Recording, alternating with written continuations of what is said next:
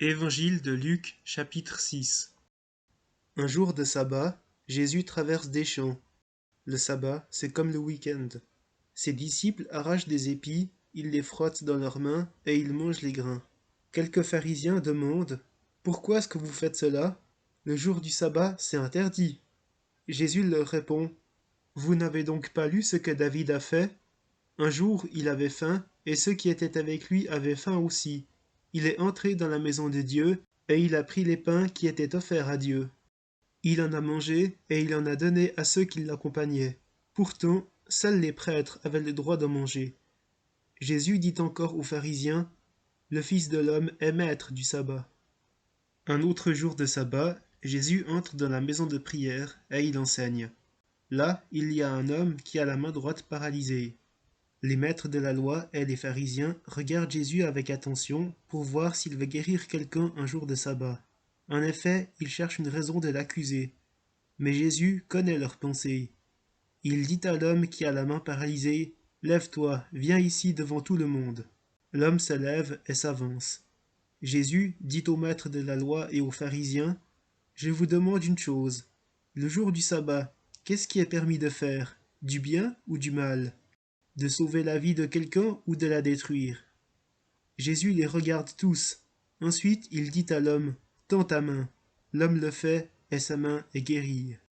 Mais les maîtres de la loi et les pharisiens sont très en colère. Ils se demandent entre eux: Qu'est-ce que nous pouvons faire contre Jésus? Jésus choisit les 12 apôtres. Jésus a passé toute une nuit à prier Dieu dans la montagne. Quand il fait jour, il appelle ses disciples. Parmi eux, il en choisit 12, et il leur donne le nom d'apôtres. Les voici: Simon, à qui Jésus donne le nom de Pierre; André, le frère de Simon; Jacques et Jean; Philippe, Barthélemy, Matthieu, Thomas, Jacques, le fils d'Alphée, Simon, qu'on appelle le nationaliste, Jude, le fils de Jacques, et Judas Iscariote, celui qui va livrer Jésus. Ça fait 2 Simons. Les gens viennent écouter Jésus et se faire guérir. Jésus descend de la montagne avec les apôtres, et il s'arrête devant un endroit plat. Là, il y a un grand nombre de ses disciples.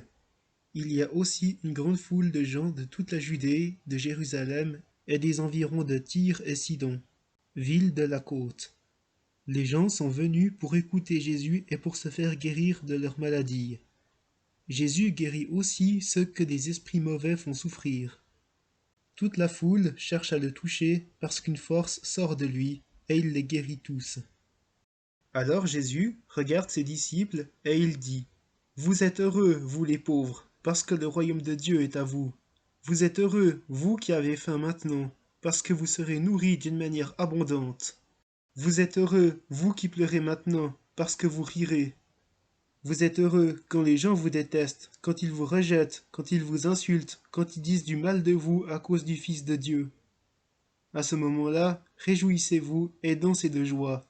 Oui, Dieu vous prépare une grande récompense. En effet, leurs ancêtres ont agi de cette façon avec les prophètes. Aimez vos ennemis, faites du bien à ceux qui vous détestent. Souhaitez du bien à ceux qui vous souhaitent du mal. Priez pour ceux qui disent du mal de vous. Quand quelqu'un te frappe sur une joue, tends-lui l'autre joue. Quand quelqu'un te prend ton vêtement, ne refuse pas non plus ta chemise.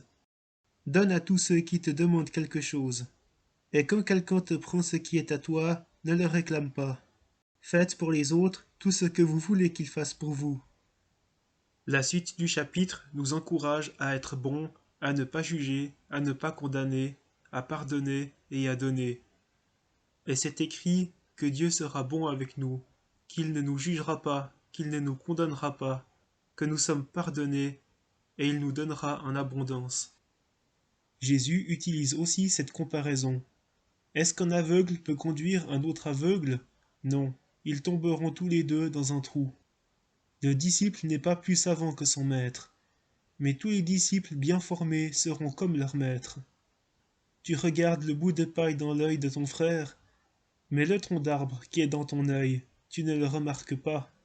Pourquoi donc? Comment peux-tu dire à ton frère: Mon frère, laisse-moi enlever le bout de paille qui est dans ton œil, Et toi, tu ne vois même pas le tronc d'arbre qui est dans le tien. Enlève d'abord le tronc d'arbre qui est dans ton œil, ensuite tu verras assez clair pour enlever le bout de paille qui est dans l'œil de ton frère ou de ta sœur. L'arbre et ses fruits. Un bon arbre ne produit pas de mauvais fruits, et un arbre malade ne produit pas de bons fruits. On reconnaît les arbres à leurs fruits. On ne cueille pas de figues sur des plantes piquantes. On ne récolte pas de raisins sur des cactus. La personne qui est bonne tire le bien de son cœur qui est plein de bonnes choses. La personne qui est mauvaise tire le mal de son cœur qui est plein de mauvaises choses. Oui, ce qui remplit le cœur de quelqu'un, voilà ce qui sort de sa bouche. Et pour finir ce chapitre de Luc 6, Jésus compare les paroles qu'il nous enseigne avec une maison qui a de bonnes fondations. Si tu écoutes bien sa parole, c'est comme si ta maison avait de bonnes fondations. Et quand les eaux de la rivière inondent ta maison, elle tiendra bien. Mais si tu n'as pas bien compris la parole de Jésus, c'est comme une maison sans fondation. Si les eaux de la rivière se jettent sur elle, elle sera complètement détruite.